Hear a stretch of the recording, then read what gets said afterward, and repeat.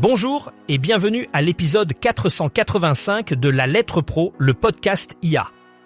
Je suis Brulatour, le rédacteur en chef de La Lettre Pro. Aujourd'hui, nous allons explorer l'opinion des Français sur l'impartialité des médias publics, un sujet qui suscite de nombreux débats. Selon une récente étude, une majorité de Français est préoccupée par l'impartialité des médias publics. En effet, 60% des sondés estiment que les médias publics ne sont pas totalement impartiaux dans leur couverture de l'actualité. Cette perception est influencée par divers facteurs, notamment le sentiment que certains sujets sont traités de manière biaisée. Les citoyens expriment aussi des doutes sur la capacité des médias publics à rester neutres face aux pressions politiques et économiques. En dépit de ces préoccupations, les médias publics continuent de jouer un rôle crucial dans le paysage médiatique français. Ils sont perçus comme des sources d'informations fiables par une large part de la population.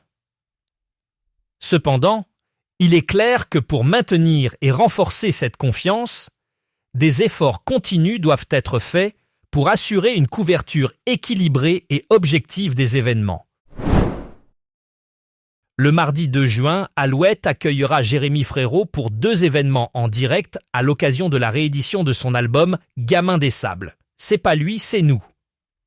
Le premier rendez-vous est une émission spéciale diffusée de 17h à 18h dans l'Access Alouette, où Jérémy Frérot répondra aux questions de l'animateur Lucas et des auditeurs. Ensuite, à partir de 18h, il participera à un Live Alouette Showcase dans les studios de la radio, devant une 50aine d'auditeurs qui ont gagné leurs invitations sur le site alouette.fr et les réseaux sociaux. Alouette a également annoncé que les moments forts de cet événement seront disponibles sur leur compte officiel et en replay sur leur site internet. Ce 2 juin, la radio sera au cœur des débats des assises organisés par l'Autorité de régulation de la communication audiovisuelle et numérique ARCOM. Cet événement important rassemble des professionnels et des experts du secteur pour discuter des enjeux et des défis auxquels l'industrie de la radio est confrontée aujourd'hui.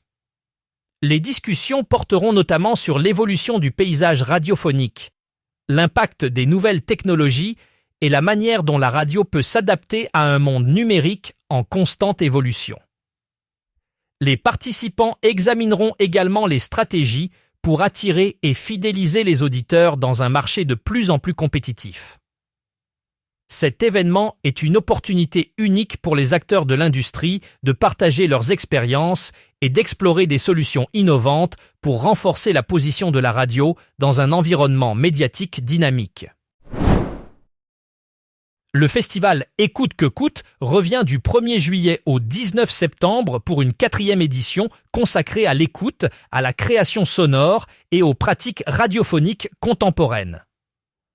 Organisé par un collectif réunissant radios associatives, journalistes, créateurs sonores, associations et compagnies de théâtre, l'événement propose des ateliers, écoute collective, spectacles et rencontres professionnelles entre Amiens et M.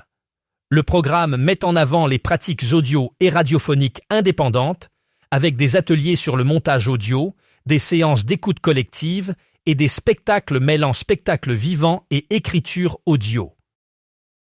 Le festival débutera le 1er juillet au Jardin des Vertueux à Amiens avec une rencontre annuelle entre radios de la Fédération des radios associatives du nord de la France autour du thème journalisme et radio associative. Le lancement officiel se fera les 3 et 4 juillet au Théâtre de l'Aventure à M avec la thématique « Faites du bruit pour résister ».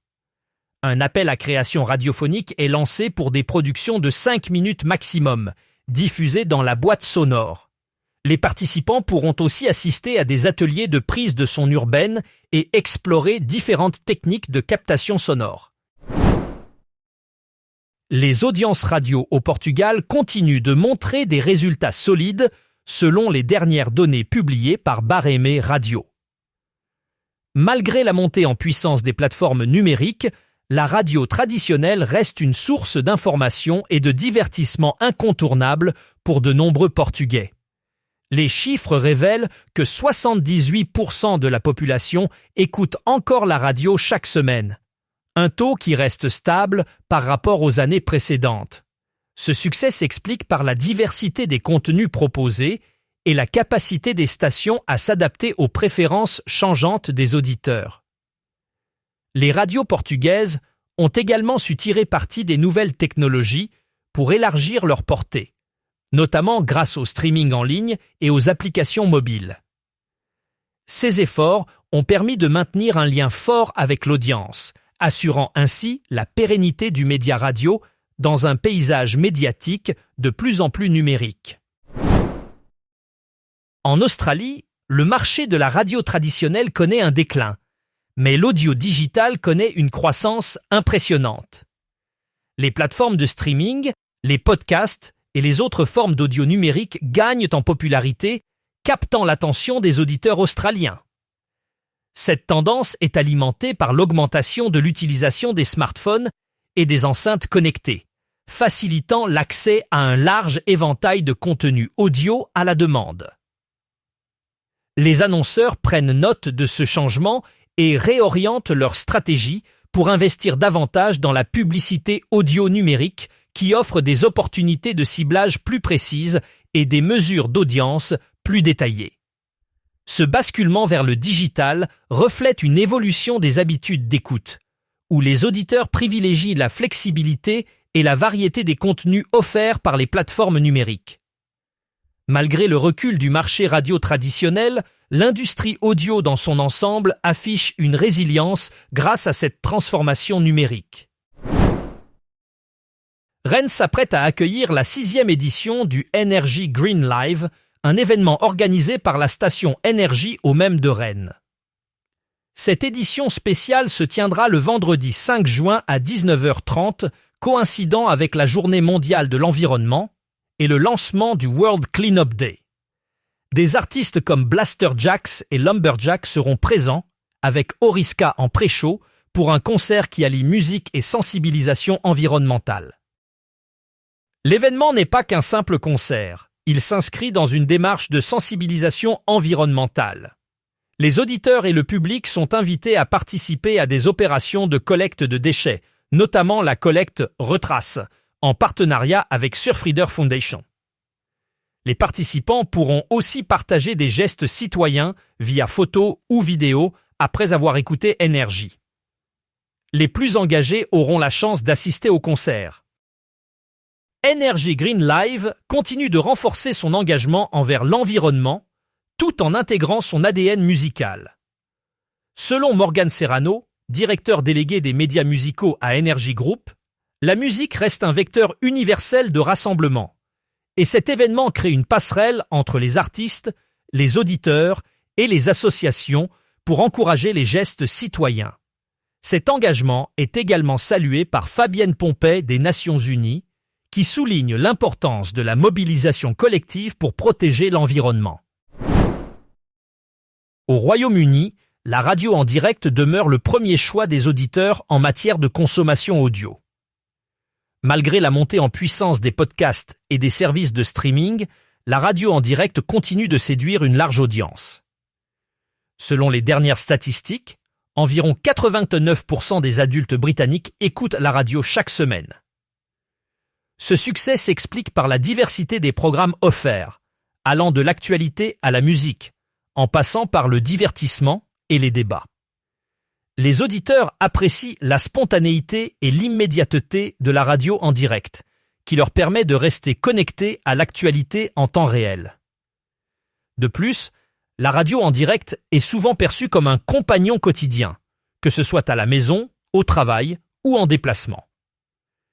Ainsi, malgré les évolutions technologiques, la radio en direct conserve une place centrale dans les habitudes d'écoute des Britanniques.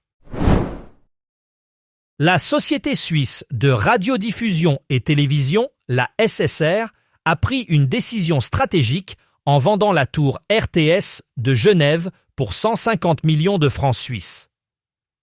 Cette vente s'inscrit dans une démarche visant à optimiser les ressources financières tout en continuant d'assurer ses activités de diffusion.